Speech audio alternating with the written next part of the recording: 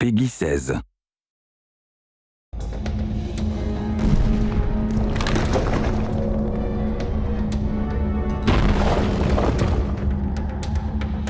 So a lot has changed technically since Mortal Kombat. So the tech team's been hard at work with an all-new real-time lighting system.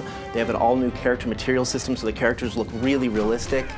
We have multi-threaded the renderer, so we can just sort of render more stuff on screen, so the game looks really incredible. Our engineers have really pulled out all the stops and are squeezing every bit of performance that we can get. In comic books, the characters are very bold and bright and graphic because you're dealing with hand-drawn imagery, whereas in our game we have the ability to render materials and a lot of details. So what we're trying to do is make these characters feel as if they've stepped off the page. You can see the leather and the metal and the rivets and all the things that make their costumes have dimension and weight in the real world. A lot of the action in Injustice is over the top. We have people grabbing cars and throwing them at people. We have people bouncing off objects all around the arena, and there's nothing more cinematic in the game than our super moves. Our super moves are these really big kind of blockbustery events that would probably blow out the budget on a summer blockbuster. So our mantra for this game has always been, this is the big blockbuster summer movie that you've always wanted to see with superheroes. The environment choice in Injustice is just as important as the character choice. We have several interactable zones spread out among each one of the environments, and they're not cookie cutter, they're not placed in the exact same place for each environment. So depending on your style of gameplay, you're going to want to pick an environment that kind of eases towards your style of gameplay.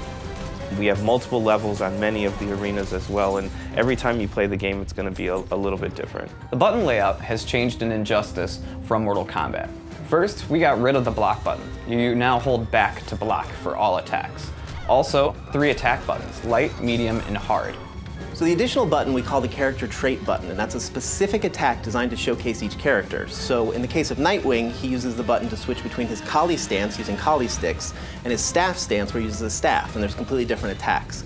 In the case of Cyborg, he uses the button to sort of charge up his health, so you're going to get different effects for every character. The combo system in Injustice will feel very familiar. Instead of using a special move to start a combo, you actually will use your special moves to link combos. You can also cancel out of a combo to link into a level transition or into a pop-up. DC's been incredibly supportive on this project and actually pushing us to take things farther than we ever thought we'd be able to get away with. Superman in particular was fun to work on. We had a lot of freedom with trying things as far as materials and adding little armor bits and playing with the way that his logo ties into his cape, things like that, which normally you'd think you wouldn't have the freedom to play with such an iconic character, but DC was very supportive the whole way. The coolest thing about working on Injustice is obviously learning a lot more about the DC lore.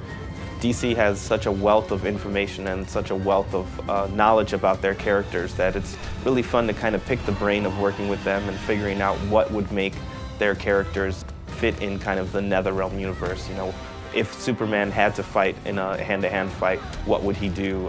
What would Catwoman do in that kind of situation?